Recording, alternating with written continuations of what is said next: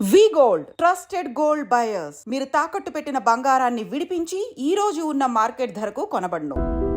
Sir నమస్తే అండి. నమస్తే. కె హరిప్రసాద్ గారు, ACP traffics, Panjagutta, Hyderabad. Sir, Hyderabad పబ్లిక్కి ట్రాఫిక్ సెన్స్ ఉందని అనుకోవచ్చా లేదనుకోవచ్చు? ఎందుకంటే రికార్డ్ చూస్తుంటే ఎక్కువ ట్రాఫిక్ వైలేటర్స్ అందరూ కూడా బాగా ఎడ్యుకేటెడ్ కనిపిస్తున్నారు. చిన్న చిన్న రిక్షా పుల్లర్స్ అందరూ కూడా ట్రాఫిక్ నిబంధనలు పాటిస్తున్నారు. టోటల్గా మనం దేశవ్యాప్తంగా రికార్డ్ తీసుకుంటే మర్డర్ వల్ల చనిపోయే సంఖ్య వందల్లో ఉంటే, రోడ్డు ప్రమాదాల చనిపోయిన సంఖ్య లక్షల్లో ఉంది. ఇంకా ఇంజ్యూర్డ్ పర్సన్ అయితే దానికి డబుల్ ఉంటుందండి. దీనికి సొల్యూషన్ కావాలంటే కేవలం పోలీసులే కాకుండా పబ్లిక్ వైపు నుంచి మీకు ఎలాంటి సపోర్ట్ కావాలి? ఈ ప్రశ్న చెప్పే ముందు Khammam to Hyderabad via Karimnagar me journey చెప్పండి. మురళీధర్ గారు, నా ప్రయాణం అనేది యాక్చువల్గా 1996 బ్యాచ్గా నేను సబ్ ఇన్స్పెక్టర్గా సెలెక్ట్ అయ్యాను. నేటివ్ వచ్చేసి ఖమ్మం, తల్లాడ మండలం మాది. ఒక విలేజ్, శంకర్రావు మా ఫాదర్ పేరు, మదర్ నాగరత్నం. నేను బేసికల్గా అగ్రికల్చర్ ఫ్యామిలీ, వ్యవసాయం ఉన్నది మాకు. మా ఊర్లో మంచి ఏరియా కదా సార్, అది చాలా బాగుంటుంది. చాలా బాగుంటుంది అగ్రికల్చర్ గా. మా విలేజ్ లో పర్టికులర్ కాటన్ మిర్చి బాగా వేస్తారు. మామిడి అన్ని కూడా బాగుంటాయి. మామిడి కూడా, నాకు మామిడి కూడా మ్యాంగో ఉన్నది, నాకు ఇష్టం. చిన్నప్పటి నుంచి కూడా నేను మ్యాంగో గార్డెన్, కొంచెం ముందుకెళ్తే ఆంధ్ర బోర్డర్ కదా. Yes, exactly. రైజ్ చేస్తాం మ్యాంగో గార్డెన్ కూడా. నేను నా పర్సనల్ ఇంట్రెస్ట్, నాది బేసికల్ గా అగ్రికల్చర్ ఫ్యామిలీ. నేను చదువుకున్నది కూడా సైన్స్ కాబట్టి ఎంఎస్సి బాటనీ నాది, ఫ్రమ్ ఉస్మాన్ యూనివర్సిటీ 92-94 బ్యాచ్. దానికి ముందు కాంప్రహెన్సివ్ కాలేజ్ బీఎడ్ కూడా చేశాను నేను. Agriculture family, same time education. నాకు టీచర్ కూడా సెలెక్ట్ అయ్యాను నేను. కానీ రెండు సెలెక్ట్ అయినప్పుడు ఒకటేసారి 96లో ఇది చూజ్ చేసుకోవడం జరిగింది. అంటే బై చాయిస్, ఛాన్స్ కాదు. రెండు సెలెక్ట్ అయినప్పుడు నేను ఇది చూజ్ చేసుకున్నాను, పోలీస్ ఆఫీసర్ చూజ్ చేసుకున్నాను. ట్రైనింగ్ అయిన తర్వాత ఫస్ట్ పోస్టింగ్ ఇక్కడ? నేను ఫస్ట్ పోస్టింగ్ ఆఫ్టర్ పోలీస్ అకాడమీలో అయిన తర్వాత కరీంనగర్ జిల్లాకి అలాట్ అయినా. ఫస్ట్ డిస్ట్రిక్ట్స్ అలాట్ అయితే మేము జనరల్గా ఏంటంటే ఖమ్మం నేటివ్ ఉన్న వాళ్ళు 3 డిస్ట్రిక్ట్స్ ఇస్తారు. ఒకటి ఆదిలాబాద్, కరీంనగర్, వరంగల్. ఆ 3 డిస్ట్రిక్ట్లో అప్పుడు మేము ట్రైనింగ్ చేసినప్పుడు చాలా విషయాలు ఉన్నాయి, మీకు చెప్పాలి కొన్ని విషయాలు. మా బ్యాచ్లో జనరల్గా ట్రైనింగ్ అప్పుడే చాలా మంది ఎక్స్ట్రీమిజం ఉండి అప్పుడు కరకగూడలో ఒక ఎన్కౌంటర్ అయింది. అప్పుడు దాదాపు పోలీస్ ఆఫీసర్స్ చాలా మంది చనిపోయారు, 15 మంది దాకా. అప్పుడు మా బ్యాచ్ నుంచి ట్రైనింగ్లో నుంచి కొంతమంది ఆ పేరెంట్స్ ఒత్తిడికి మేము చేయము ఈ జాబ్ అని చాలా మంది వెళ్ళిపోవడం కూడా జరిగింది పోలీస్ ఆఫీసర్గా. అంటే ఆ విధంగా ఆ టెన్షన్, ఆందోళన ఉండే. అప్పుడు కంటిన్యూగా ఒక యుద్ధ వాతావరణం ఉన్నది. ఆ యుద్ధ వాతావరణంలో కొంతమంది జాబ్ వదిలిపెట్టిపోవడం కూడా జరిగింది. కానీ మేము కరీంనగర్ అనేది హైలీ ఎఫెక్టెడ్, ఈ 4 జిల్లాల్లో హైలీ ఎఫెక్టెడ్ కరీంనగర్ జిల్లా. ఫస్ట్ పోస్టింగ్ నాది సిరిసిల్ల అని, అక్కడ ప్రొబేషనర్గా పోయినా నేను. ప్రొబేషన్ పీరియడ్ ఉంటుంది మాది. ఆ సిరిసిల్ల అయిపోయిన తర్వాత నెక్స్ట్ నాకు ఫస్ట్ పోస్టింగ్ కాల్వ శ్రీరాంపూర్ అని పెద్దపల్లి దగ్గర ఉంటుంది. అది సిరిసిల్లాకి వెళ్లే ముందు మీరు చెప్తున్నట్లుగా ఆ టైంలో బాగా పీక్ మూమెంట్ ఉంటుంది. దానికి ఏ రోజు తినదిన గండం దీర్ఘాశ్మన టైప్లో ఉండేది. అప్పుడు పోలీస్ పరిస్థితి ఎలాగ ఉండేది, మావోయిస్ట్ పరిస్థితి ఎలాగ ఉండేది. మరి మీ పేరెంట్స్ ఎవరు ఒప్పుకున్నారా? మా పేరెంట్స్ అంటే వాళ్ళకి ఎవరికి అంటే హాయిగా ఊర్లో వ్యవసాయం చేసుకోకుండా ఎందుకు ఉద్యోగం, టీచర్ ఉద్యోగం వదిలిపెట్టి పోలీసు, అందులో పర్టికులర్ కరీంనగర్ ఎందుకు అనే వాళ్ళు అబ్జెక్షన్ చెప్పలేదు? చెప్పారు కానీ నాకు ఆ టైంలో చేయాలని ఉన్నది, ఇంట్రెస్ట్ కాబట్టి వాళ్ళని కన్విన్స్ చేయడం జరిగింది. అంటే పోలీసులు చూసి నేర్చుకున్నారా, లేదంటే ఎవరైనా పోలీస్ మీకు రోల్ మోడల్గా ఉన్నారా? అంటే మనం సాధారణంగా మనం చూస్తుంటాం. అంటే నెక్స్ట్ ఒకటి ఫస్ట్ మిలిటరీ, నెక్స్ట్ పోలీస్. అంటే సొసైటీకి మనం ఏదైనా సర్వీస్ చేయదలుచుకుంటే నిజంగా అప్పటికప్పుడు ఇమీడియట్ రిజల్ట్స్ వచ్చేది పోలీస్. అంటే నేను నమ్ముతా. ఎందుకంటే మనం ఎవరికైనా సహాయం చేయాలంటే, పూర్ పీపుల్కి కానీ సొసైటీలో సర్వ్ చేయాలంటే మనకి పోలీస్ డిపార్ట్మెంట్ డైరెక్ట్గా అందరికీ విజిబుల్ ఉంటుంది. మిగతా డిపార్ట్మెంట్ అది మనం it will take lot of time. కానీ మనం పోలీసులో ఏంటంటే ఎవరికైనా హెల్ప్ చేయదలుచుకుంటే మనం రియల్ ఎవరైతే విక్టిమ్స్ ఉన్నారో వాళ్ళకి ఇమీడియట్గా మనం జస్టిస్ చేసే అవకాశం పోలీసులో ఉంటుంది. నేను నమ్ముతున్నా ఎగ్జాక్ట్లీ అది జరుగుతుంది కూడా. It's real. అందుకు పోలీసులు మీరు రైట్ సార్. సిరిసిల్లో మీకు ఏమో దొరికిందండి ఫస్ట్ ఛాలెంజ్ మీకు? సిరిసిల్ల అంటే ప్రొబేషన్ పీరియడ్. మేము అక్కడ బొమ్మలో జనశక్తి మూవ్మెంట్ బాగుంటుంది. అక్కడ మావోయిస్ట్ 2 మిక్స్ ఉంటాయి అక్కడ. ఒకటి బొమ్మలోనే నాకు ఒకటి సిరిసిల్లలో ఒకటి ఆ లోకల్లో వచ్చి ఒక అతను అడ్వకేట్ ఉంటాడు.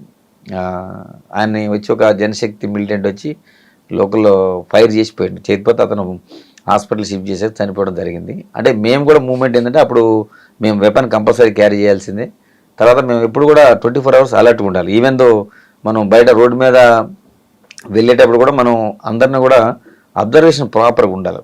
ఆ ఎక్స్ట్రీమిజం ఉన్నప్పుడు నేను ఏదో రొటీన్గా ఉంటా అంటే అప్పుడున్న ఆ పరిస్థితులు లేవు. నేను బయటికి వెళ్ళాలన్నా మళ్ళీ పోయి పోలీస్ స్టేషన్లోకి పోవాలన్నా కానీ చాలా జాగ్రత్తగా పరిసరాలని మనం అబ్జర్వేషన్ ఉండాలి. ఎగ్జాక్ట్లీ. అప్పుడు రోజుల్లో మనం యూనిఫామ్ వేస్తాం కొన్ని కేసెస్లో, వేసినప్పుడు మనం ప్రాపర్గా ఫోర్స్ పెట్టుకొని పోవాలి. మనం కూడా ట్రావెలింగ్ అనేది ఏదైనా విలేజ్కి పోవాలంటే మనం ఆర్టీసీ బస్ని మనం ఎంచుకునేది. మేము జీబులో కానీ పోలీస్ వెహికల్ కానీ వాడాలి. ఎక్స్పోజ్ కాకూడదు కదా. ఎక్స్పోజ్ కావడం అంటే ఎక్స్పోజ్ మీన్స్ మన మూమెంట్ ఉన్నప్పుడు మిలిటెంట్లు వాళ్ళంతా టార్గెట్ పెట్టుకొని కూర్చుంటారు. మన మూమెంట్ ముందే ఎవరికి చెప్పొద్దు. సార్ మీరు సిరిసిల్ల ఉన్నట్టు పరిస్థితి టైంలో అక్కడ గంభీరపేట అక్కడ బాగా ఎఫెక్టెడ్ ఉంటుంది.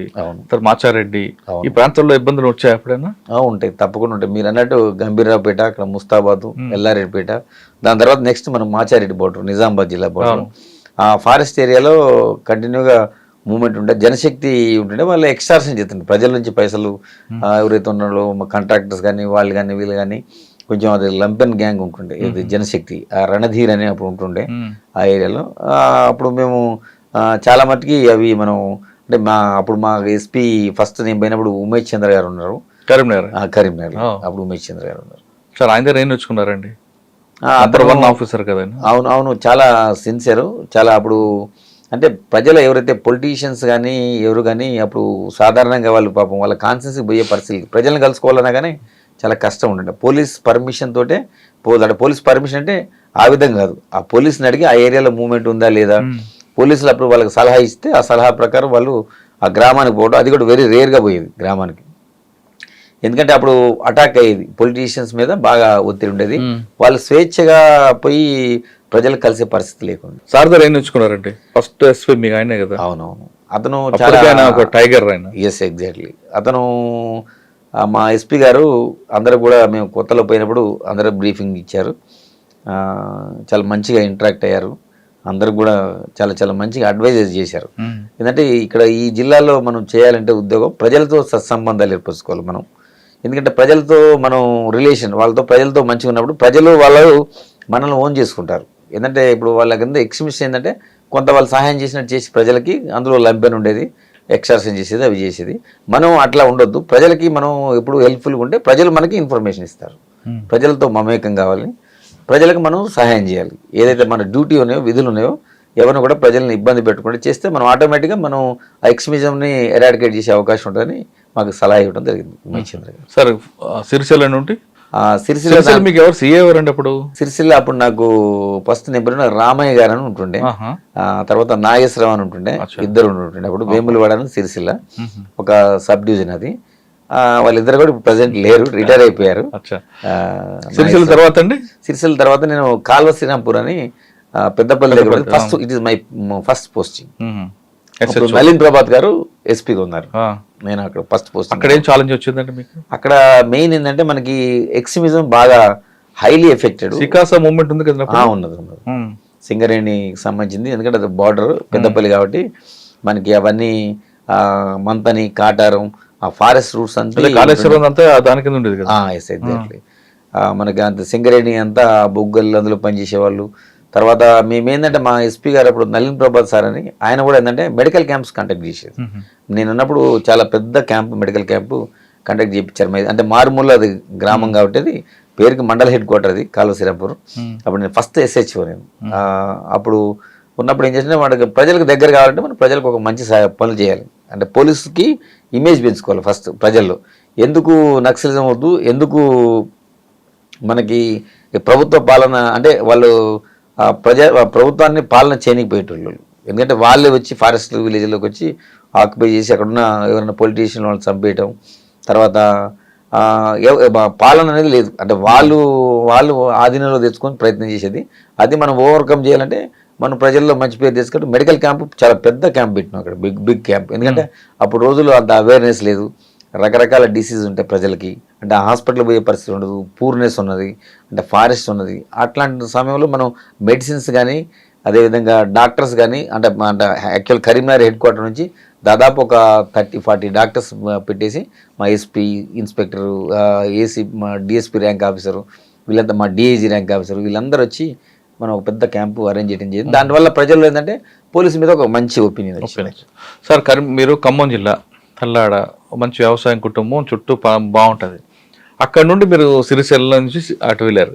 ఒక కంప్లీట్ డ్రై ఏరియా అది, అంతా అన్నలు ఆడావిడ కనిపిస్తుంది. ఆ వాతావరణం అలవాటు చేసుకోవడానికి ఎన్ని రోజులు పట్టింది మీకు? నేనంటే నా నేపథ్యం అంటే ఖమ్మం జిల్లా కావచ్చు, మనం చదువుకున్నది కూడా ఎడ్యుకేషన్ మళ్ళీ ఉస్మాన్ యూనివర్సిటీలో చదువుకున్నాను. కంప్లీట్ అర్బన్ నుంచి కదా. అందుకనే అక్కడ ఉస్మాన్ యూనివర్సిటీలో చదువుకున్నప్పుడు కూడా నాకు వేరే జిల్లా వాళ్ళతో కూడా సంబంధాలు ఏర్పడుతుంటాయి. ఎందుకంటే అది హబ్. అప్పుడు ఉన్నప్పుడు ఉస్మాన్ యూనివర్సిటీ చాలా పెద్ద మంచి అప్పుడు ఉండే. ఎందుకంటే అప్పుడు ఇంజనీరింగ్ సీట్ కానీ మెడిసిన్ సీట్ కానీ ఏం లేవు. ఆ రోజుల్లో క్రీమ్ అంతా ఉస్మాన్ యూనివర్సిటీకి వస్తుండే. ఆ ఎడ్యుకేషన్లో మనం చదువుకున్నప్పుడు ఇది మహబూబ్నగర్ కానీ, నల్గొండ కానీ, అదేవిధంగా కరీంనగర్ కానీ, వరంగల్ కానీ కొంతమంది విద్యార్థులు మేము కలిసినప్పుడు మాట్లాడుకోవడం జరిగింది. అది ఏదైనా మీరు చెప్పినట్టు కొంచెం డిఫరెంట్ డిస్ట్రిక్ట్ అది. కరీంనగర్ అనేది ఇప్పుడు నక్సలిజం తోటి భయభ్రాంతులకు గురైన జిల్లా. అంత ఈజీగా అది మీరు చేయటం అన్నట్టు ఫస్ట్లో కొంచెం ఇబ్బంది ఉన్నమాట వాస్తవమే. కానీ దాన్ని మీకు ఇల్లు కూడా దిగేవారు కదండి ఆ ఊర్లో? అవునవును, మాకు అందుకనే ఇల్లు ఇవ్వరు. వాస్తవం మీరు చెప్పింది. క్వార్టర్స్ ఉన్నాయి అప్పుడు. ఎందుకంటే మా ప్రిన్సెస్ లోపల ఆ క్వార్టర్స్ ఉంటాయి. ఆ క్వార్టర్స్ లోనే మేము ఉండాలి. బయటకు విలేజ్కి పోవాలంటే కూడా బాగుండేవి కావండి అప్పట్లో. అవునవును, ఎప్పుడు పడిపోతాయా ఎప్పుడు కూలిపోతాయా ఉన్నాయి. అయితే మాకు కాళశ్రీనాపూర్లో కట్టినప్పుడు క్వార్టర్స్ పర్వాలేదు. మీరు అన్నట్టు కొన్ని ప్లేసెస్ ఉన్నాయి. కానీ ఇది గవర్నమెంట్ అప్పుడు ఇనిషియేషన్ తీసుకొని నక్సలిజం ఉంది కాబట్టి అవుట్స్కట్స్లో అంటే మా పోలీస్ స్టేషన్ చుట్టూ ఏమి ఇల్లు ఉండవు. ఎందుకంటే అది అట్లా మాకు ఐడియాలు ఉంటేనే మాకు సెంట్రీలు ఉంటుండే, హైట్లో పెట్టుకుంటుండే పోలీస్ స్టేషన్. ఎందుకంటే పోలీస్ స్టేషన్ అటాక్స్ చేస్తుండే అప్పుడు రోజుల్లో వాళ్ళు కాబట్టి అటు యుద్ధం. అప్పుడు పోలీస్ స్టేషన్ అన్నది సెక్యూరిటీ ప్రాబ్లం అని జనాల మధ్యన పెట్టేవారు కదండి. అవుట్స్కట్ లో ఈజీగా కొట్టడానికి లేదు. ఇది కొన్ని పాయింట్ ఆఫ్ యుద్ధ తంత్రంలో మనకి విజిబిలిటీ ఉంటుంది అనమాట. మీరు అన్నట్టు ఇళ్ల మధ్యలో ఉంటే ఏంటంటే ఆ మిలిటెంట్ వచ్చి ఆ లోపల నుంచి వచ్చి ఆ గ్రెనేడ్ వేసేసింది అనుకోండి, మనకి తెలియదు లాస్ట్. పబ్లిక్ ఇబ్బంది కాకుండా ఉండడానికి వాళ్ళే ఆగుతారని ఒక కాన్సెప్ట్ ఉంటుంది కదా. అది మీరు అన్నట్టు ట్రావెలింగ్ లో ఫర్ ఎగ్జాంపుల్ మేము ఆర్టీసీ బస్సుని ఎందుకు సెలెక్ట్ చేసుకో, మేము మాకు జీబులు కానీ పర్సనల్ వెహికల్స్ ఏమి వాడకపోయేది. ఆర్టీసీ బస్సులు అంటే ప్రజలతో కలిసి ప్రయాణించేది కాబట్టి అప్పుడు వాళ్ళు ఈ ల్యాండ్ మైన్స్ ఉన్నాయి కదా, ఆ రోడ్స్ మనం చేసేటప్పుడు బ్లాస్టింగ్ చేసి ఇది చేసే పరిస్థితి ఉండే అప్పుడు. అందుకని మనం ప్రజలతో కలిసి ప్రయాణం చేసేది. ఇక్కడ ఏంటంటే ఇది యుద్ధతంత్రం.